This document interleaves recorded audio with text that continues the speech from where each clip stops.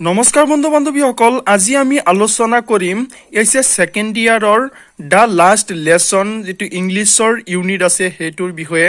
গতিকে ভিডিঅ'টো সম্পূৰ্ণলৈকে চাব আৰু আপুনি যদি চেনেলটোত নতুন হয় তেন্তে নতুন ভিডিঅ'সমূহ দশম শ্ৰেণী আৰু এইচএছ সেকেণ্ড ইয়াৰৰ প্ৰতিটো ছাবজেক্টৰ ভিডিঅ' পাবলৈ আমাৰ এই চেনেলটো ছাবস্ক্ৰাইব কৰক। বন্ধু বান্ধৱীসকল, দ্য লাষ্ট লেচনৰ আজিৰ প্ৰথম কুৱেশ্যনটোৱে হ'ল I started for school very late that morning who is the I হিয়াৰ।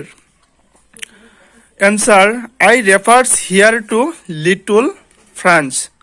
2 নম্বৰত আছে what did M Hamel do when the wanted to go' on a holiday.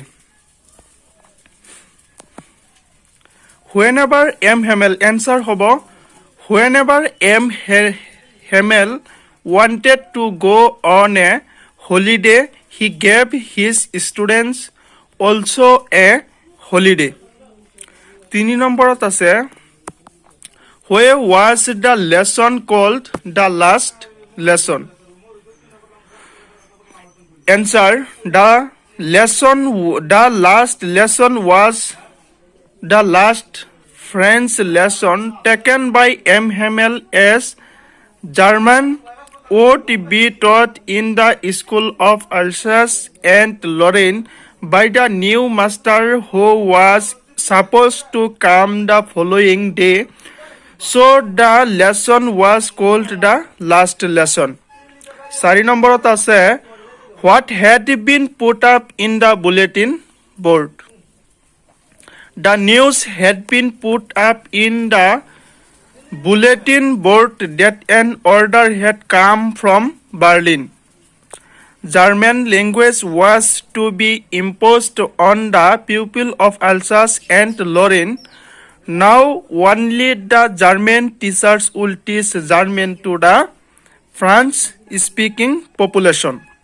ইয়াৰ উপৰিও মডেলৰ কেছম দ্য লাষ্ট লেচনৰ কিছুমান প্ৰশ্ন বাছনি কৰা হৈছে যিবোৰ 2022 চনৰ এইচএছ সেকেণ্ড ইয়াৰৰ ইংলিছৰ কুৱেশ্যনৰ বাবে খুবেই গুৰুত্বপূৰ্ণ। ইয়াত প্ৰথম কুৱেশ্যনটোৱে হ'ল where did little Franz want to spend his day out of doors. এনচাৰটো হ'ব little Franz wanted to spend his day out of doors for 2 reasons. He was very late for school. 2 number, his teachers M. Hamel was to ask him them question on participles, but he did not know even single word about. 2 নম্বৰত আছে what are M. Hamel views about the French language. Answer, M. Hamel opined that French was the most beautiful language in the world. It was the clearest and the most logical language, and therefore it should be guarded and should not be forgotten by them.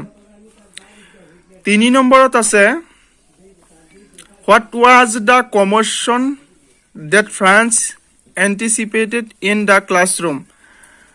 The commotion that France anticipated was the great bustle that could be heard from the street. It was the opening and closing of desks, lesson repeated in unions, very loud, and the teachers great roller rapping on the table. ইয়াৰ উপৰিও ইয়াত আছে 6 নম্বৰত question এটা আছে খুবেই গুৰুত্বপূৰ্ণ What was France expected to be prepared with for school that day? Answer, France was expected to be prepared with lesson on participles that day, as M. Hamel had said that he questioned them on participles. 7 নম্বৰত আছে where did M. Hamel not blame France alone for his inability to learn. M. Hamel did not blame France alone for his inability to learn.